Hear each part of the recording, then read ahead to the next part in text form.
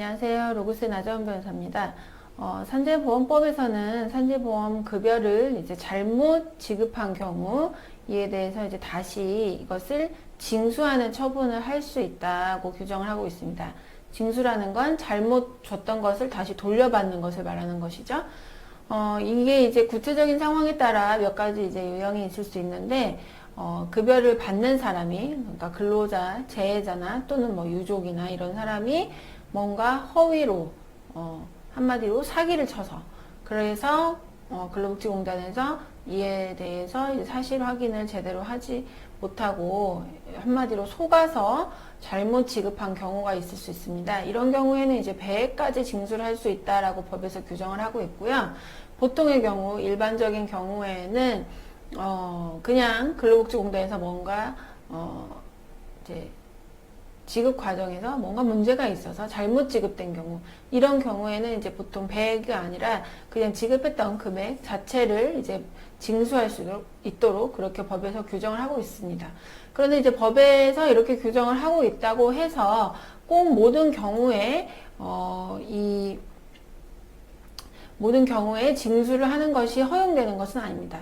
실제 징수를 하는 경우에 있어서는 이제 신뢰보호 이익이 있기 때문에 공익과 사익 간의 비교 형량을 하게 됩니다. 그러니까 어떤 게 더 크냐, 공익이 크냐, 사익이 크냐, 이제 이것을 비교하게 되는 거예요.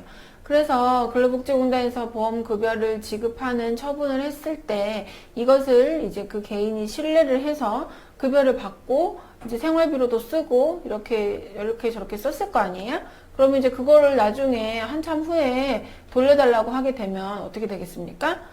굉장히 이제 경제적으로 타격이 생기죠. 한마디로 이미 이제 써버려서 없는 돈을 원상회복을 해야 되는 문제가 생깁니다. 적게는 몇백만 원이지만 크게는 뭐 몇천만 원이 되는 경우도 있어요. 많은 경우에 막 1억 이상 이렇게 될 수도 있습니다. 이제 이렇게 되면은 이제 이게 과연 누구 책임이냐 이런 부분을 이제 따지지 않을 수가 없습니다. 그래서 이 보험급여를 잘못 지급받은 것이 그 지급받은 당사자에게 뭔가 귀책사유가 있느냐, 그 다음에 잘못 지급된 그 보험급여액을 용이하게 원상회복할 수 있느냐, 그리고 이 잘못 지급된 금액을 징수하는 처분을 통해서 뭔가 달성하려고 하는 이 공익상 필요와 당사자가 입게 되는 불이익의 내용을 비교를 해야 된다. 그래서 공익이 사익보다 훨씬 더 커야 된다. 공익상 필요가 당사자가 입게 될 불이익을 정당화할 만큼 강한 경우에 한해서 이 징수 처분을 하는 것이 타당하다. 왜냐하면 이미 지급받아서 이제 이것을 신뢰했던 당사자가 이 징수 처분으로 인해서 기득권에 이제 침해가 생기고 신뢰를 했었는데 그 공공기관의 처분에 대해서 신뢰하였는데 그 신뢰를 보호를 해줘야 된다. 네, 이런 점들을 이제 고려를 하게 됩니다. 그래서 공익상 필요가 사익보다 현저히 큰 경우에만 이런 징수 처분을 해야 한다라고 일단 법원에서는 판단을 하고 있어요. 대법원에서. 그래서 실제로 잘못 지급된 경우라고 하더라도 구체적으로는 징수가 이제 허용되지 않는 경우들이 많이 생기게 됩니다. 이 판결 사안은 이제 어떤 내용이냐, 근로복지공단에서 장애 등급 결정이 착오로 잘못 산정되어서 실제 줘야 되는 것보다 많이 줬다. 그래서 이것에 대해서 과오급, 그러니까 잘못 지급해서 많이 준 것에 해당하는 금액을 징수하겠다라고 이제 처분을 했습니다. 근데 원심에서는 이런 처분이 타당하다라고 판단을 했어요. 이게 이제 장애 등급 결정이 1년 7개월 이상 경과한 후에 다시 이제 이렇게 돌려받겠다, 돌려내놔라라는 처분을 했었습니다. 근데 그것만 갖고는 뭐 위법하다고 볼 수 없다라고 원심에선 그렇게 판단을 했는데 대법원에서는 아니다, 그것은 잘못이다라고 판단했습니다. 구체적으로 살펴볼게요.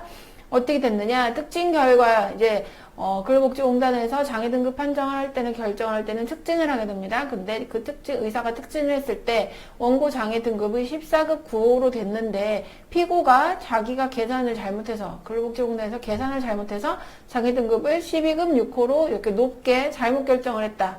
그리고 피고는 원고에게 장애 등급 결정을 통지를 하면서 장애 등급하고 장애 급여 일시금의 액수만 알려줬지 특징 결과에 나타난 그런 구체적인 내용들, 근거들을 밝히진 않았다. 그러니까 이 돈을 지급받은 당사자로서는 이게 특징 결과하고 매치가 되는 건지 아니면 특징 결과랑 다르게 잘못 결정이 된 건지를 확인할 방법도 없었다라는 거예요. 당사자에게 규칙사유가 없었던 겁니다. 그래서 이렇게 피고에게 착오가 있었다고 하더라도 이거는 피고 내부 사정에 불과한 것이고 객관적인 그 소명 자료로 장애 진단서를 첨부해서 자기가 신청해서 장애 등급 결정을 받았는데 이 원고에게 무슨 고의 또는 중과실의 규칙사유가 있다고 볼 수는 없다.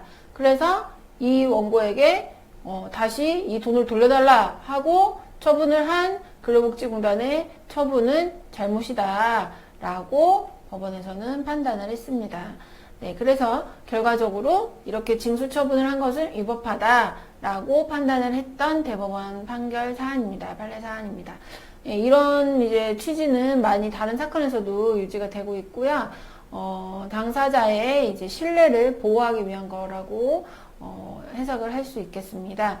꼭 이런 경우뿐 아니라 사실 당사자가 이제 고의로 약간 속이고 약간 뭐 고의인지 중과실인지 약간 이제 애매한 사안들도 많아요. 근데 그런 사안에서도 사실상 법원에서는 조금 제한적으로 징수를 허용하고 있는 그런 판결의 추세라고 할 수 있겠습니다. 네, 아무튼 오늘 판결은 당사자의 규칙사유가 없이 이루어진 장애 등급 결정이 잘못된 사안, 이 사안에서 징수 처분을 한 근로복지공단의 처분은 잘못됐다라고 판단했던 사안입니다. 네, 오늘은 여기까지 소개드렸습니다. 감사합니다.